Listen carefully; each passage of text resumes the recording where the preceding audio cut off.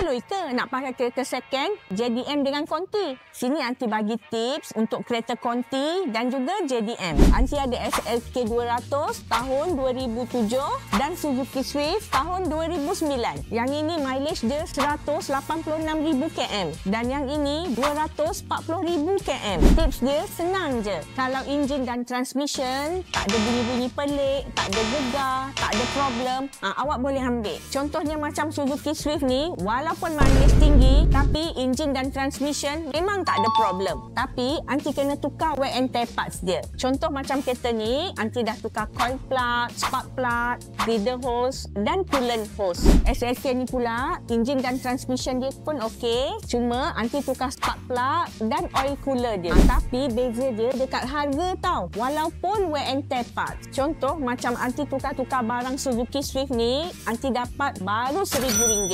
SLK ni pula Aunty tukar dua barang dah RM1,500 kena. Jadi kalau korang pakai kereta konti, part dia memang mahal berbanding JDM. Walaupun tukar barang dia sikit dan mileage lagi rendah dari JDM. Ini belum lagi Aunty nak tukar lower arm dan shock absorber untuk dua-dua kereta ni. Contoh macam Suzuki Swift, untuk tukar lower arm dan shock absorber baru RM1,500. SLK ni pula shock absorber dan lower arm dalam RM5,000. Banyak beza nak pakai kereta second, JDM dan konti. Jadi untuk second, korang rasa berbaloi untuk pakai yang JDM ataupun yang konti. Jangan risau, dua-dua Aunty boleh baiki dan siap boleh inspection lagi. Apa-apa, Roger je. Mija Autocare.